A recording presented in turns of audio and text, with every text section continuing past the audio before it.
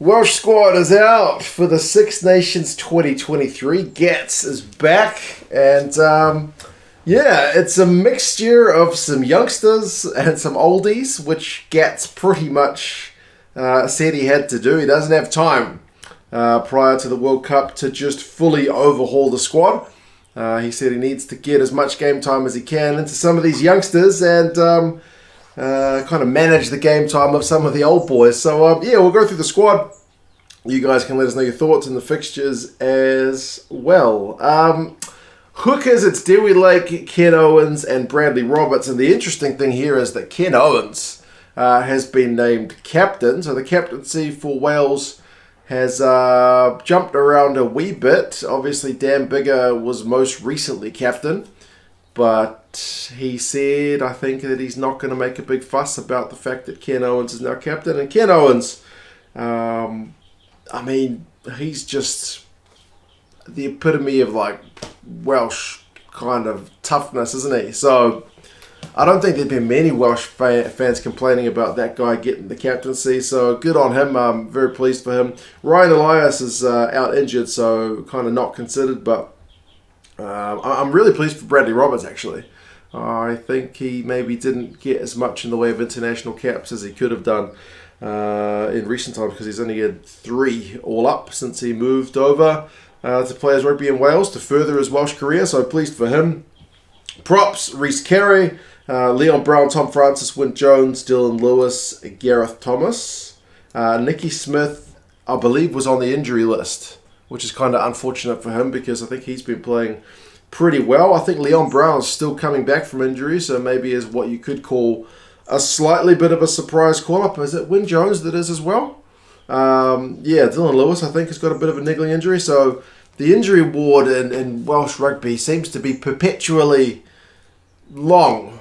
I mean, I just looked at the French squad yesterday, and the French squad's also got a number of guys out, so maybe it's just that time of year, but when I looked at the Welsh depth chart the other day, like, the amount of guys they had to rotate through due to injuries was just horrendous at times. But if nothing else, they built a bit of depth. So there doesn't seem to be really any left field choices from the props. Rodri Jones, is he fit? He's not in the squad, is one of the names I noticed kind of being omitted. In the locks, we do have a couple of the new call-ups. So you've got Adam Beard, who's pretty much a fixture in the Welsh squad at this point. Rhys Davis, who's one of your uncapped guys, kind of big, bit of tall timber, 6'6", playing some regular URC for the Ospreys, so congratulations for him. David Jenkins, who did get capped towards the end of last year, briefly, but still kind of been in the Welsh setup, which is pleasing. Alan Wyn Jones and his experience will certainly benefit the likes of a Rhys Davis, David Jenkins, and also Teddy Williams, who is another one of the kind of uncapped guys. I think still basically a bit of a bench URC guy from what I know about him. I wouldn't want to have to tell you much more than that, because you guys will have to educate me on what the deal with him is. I know he's only 22, so still very, very young and lots of kind of experience to be gained from being in this Welsh squad. Back row, which is an area, if you looked at the depth chart video, where there was a huge amount of rotation last year, be it just Pivac wanting to pick different names, or be it injuries. So it's Faletau, which is to be expected, I think. He was one of the consistent guys from last year's squad. Jack Morgan is there, Tommy Reffell's there. Both classy players who got a bit of game time last year, but overall still pretty low on caps. Tipuric, not so much low on caps. Crush Chiunza, I think, is one guy that they just need to chuck that guy in the deep end. Every time I see him play, he looks the business. I'll need to do a stats rundown on him, but he's not that had that much international time. But I've seen him playing for the Chiefs. He's a big unit. He could be a proper big, number 6, lock, loose forward, extra lineout option, just a big piece of Welsh rugby player. That doesn't really make sense, but you know what I mean. He's a big unit. Only 21 as well, so he's still going to physically get stronger, I would say. So yeah, very pleased. And Aaron Wainwright is I think obviously one of Gats' favourites. He certainly gave him a lot of game time at the end of his tenure, didn't he? He was one of his kind of preferred options. Fell out a little bit of favour with Wayne Pivac. Ross Moriarty and Thomas Young are two of the guys who are injured. Tane Basham seems to be one of the snubs, but I'm absolutely gutted for Morgan Morris. I know it's hard when you've got the likes of a Faletau ahead of you in the pecking order and like Gats knows Aaron Wainwright, but Morgan Morris, man, the guy's been incredible from what I've seen. I'm very disappointed that there's no Morgan Morris in the squad. Yeah, I guess that is what it is. Halfbacks, Hardy, Webb, and Williams. It's Thomas Williams, so it's a recall for Reece Webb.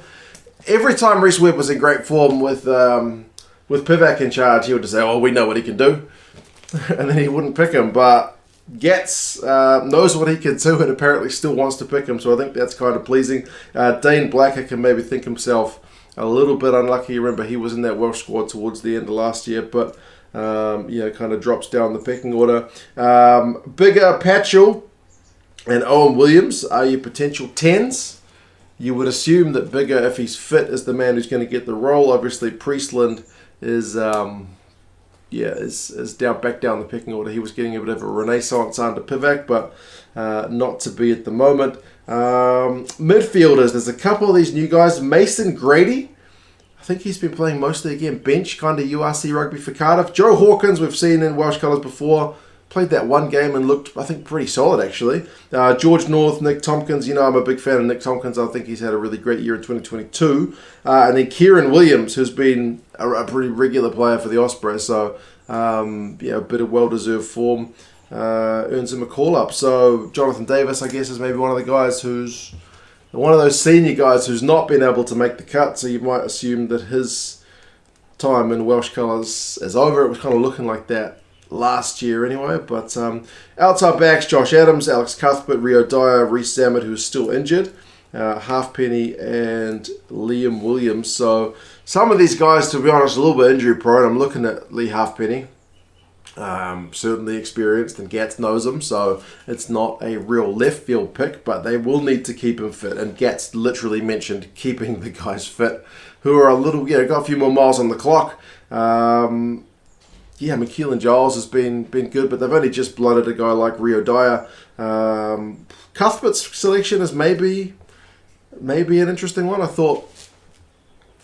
didn't know he was going to be, after being kind of recalled up by Pivac, I wasn't sure he would get back into favour with Gats, but Gats must like what he's seen from him. So, yeah, man, I mean, for me, Morgan Morris is still the one I'm kind of burned about. I wish he'd got a call-up, but we saw it in the depth chart, but man, Wales have got that many loose forwards, so it's always going to be very competitive, and you might just have to bide your time, keep playing well, and if somebody else goes down, you might pick yourself up a spot, because injuries are a thing. The fixtures list is not easy for Gatland's return to Wales. I mean, it's a home game to start with, but Ireland are looking like a pretty well-oiled machine right now, so they're going to have to be firing pretty much from the first game. If they're not, they can expect trouble. Well, Wales against Ireland last year, albeit in Ireland, was a bit of a wake-up call. It was pretty messy. It showed Wales last year were off the pace. The Scottish game last year was a win when Wales were not expected, having performed poorly the week before, to step up. Now they've got to go away to Scotland to get it done. So Scotland will be really amped up to get revenge from last year. And then England at home is obviously, in terms of the home crowd, going to be a massive game. And this is a really interesting one because that's both sides with new management. Although Borthwick's been with England before, so it's pretty similar, isn't it? Pretty similar situations where they both get to kind of come back in to the setup. Borthwick, albeit as head coach, but to see which kind of coach has got their ducks in a row first. Away to Italy, it's obviously a big revenge one for Wales based on last year, but Italy, they're going to have. I mean, we're getting Welsh and Aussie scalps last year. Italy will be targeting that game, you better believe. And then away to the French, that's going to be tough. That's going to be very tough, especially if France are in the hunt for a Six Nations title. But you never know. You guys let us know your thoughts on the squad. How do you think Gats has gone with his picks? Do you think he's got things pretty much right? Or would you like to have seen some more Morgan Morris in your squad? Let us know your thoughts, guys. And talk to you guys again soon. See you later.